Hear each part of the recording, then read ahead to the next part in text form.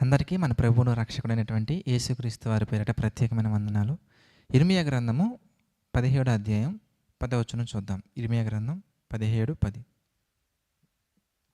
ఒకని ప్రవర్తనను బట్టి వాని క్రియల ఫలము చొప్పున ప్రతీకారము చేయుటకు యెహోవా అను నేను హృదయమును పరిశోధించువాడను, అంతరేంద్రియములను పరిశోధించువాడను, పరీక్షించువాడను. మీరు బాగా ఆలోచిస్తానండి. పరీక్షించేది, పరిశోధించేది, పరిశీలించేది.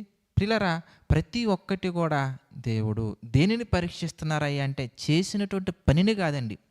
ఆ పని నువ్వు ఏ ఉద్దేశంతో చేశావు, నీ హృదయంలో ఏముంది, నీ హృదయంలో మంచి ఉందా, చెడు ఉందా, లేదంటే నీ హృదయంలో మంచి ఉద్దేశాలతో ఏదైనా కార్యక్రమాలు చేస్తున్నావా, హృదయంలో ఏవో ఉద్దేశాలు పెట్టుకొని చేస్తున్నావా. కనుక ఒకటి గుర్తుంచుకోవాలి, మనం చేసిన పనిని బట్టి కాదు. మీరు హేబేలు కయ్యూను దగ్గర కూడా మీరు చూసినట్లయితే కనుక ఇచ్చినటువంటి అర్పణను బట్టి కాదు, కానీ వారు ఏ ఉద్దేశంతో ఇచ్చారు, విశ్వాసముతో చేశారా, విశ్వాసము లేకుండా చేశారా.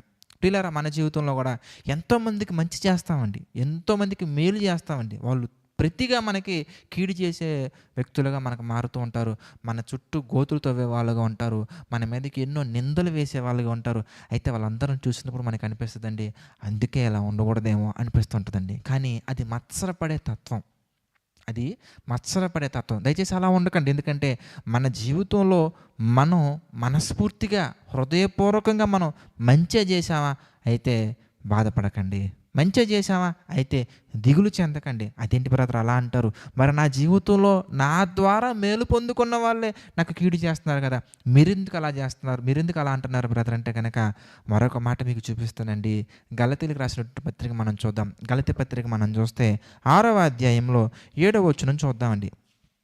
గలతీలకు రాసిన పత్రిక 6వ అధ్యాయము 7వ వచనం చూస్తే కనుక, మోసపోకుడి, దేవుడు వెక్కిరింపబడడు, మనుష్యుడు ఏమి విత్తునో ఆ పంటనే కోయును.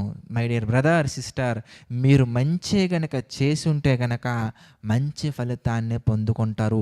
మోసపోకండి, దేవుడు వెక్కిరింపబడరు, ఆయన ఎప్పటికీ విక్రింపబడరు. నువ్వు మంచి చేసినప్పటికీ నీ జీవితంలో కీడు చేసే వ్యక్తి అలా అయ్యే వ్యక్తి కాదండి.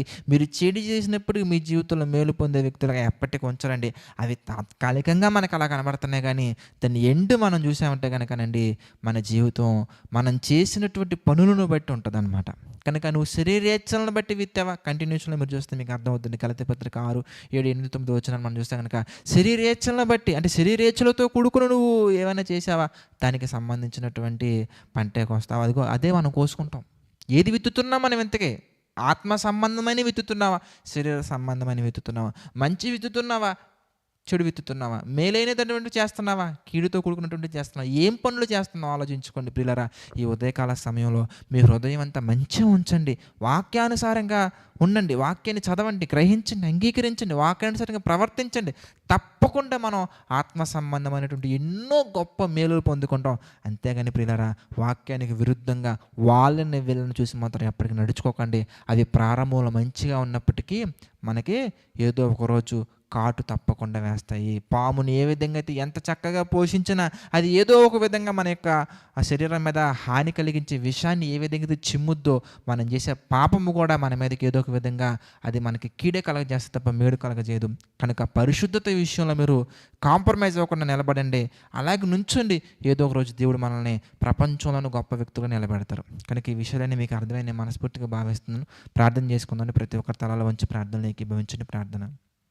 ప్రేమగల తండ్రి, దయగల దేవ, పరిశుద్ధ మహోన్నతుడ తండ్రి, అనేకమైన విషయాలను మాకు తెలియజేశారు. అందుని బట్టి మీకే మహిమ, ఘనత, ప్రభావాలు చెల్లించుకుంటున్నాను తండ్రి. ప్రభా, ఈ డైలీ డివోషన్స్ ద్వారా తండ్రి మాలో ఎన్నో గొప్ప విషయాలు తండ్రి నేర్పిస్తూ, ఎన్నో గొప్పగా మా తండ్రి మమ్మల్ని అందరినీ నిలబెడుతూ, మీ చిత్త ప్రకారంగా నిలబెడుతున్నందుకు కృతజ్ఞతలు తండ్రి. మీ యొక్క ఆలోచన చొప్పున బలపరుస్తున్నందుకు కృతజ్ఞతాస్తుతులు చెల్లించుకున్నాము తండ్రి. మీ మేలులతో నింపండి, ఆశీర్వదించండి తండ్రి.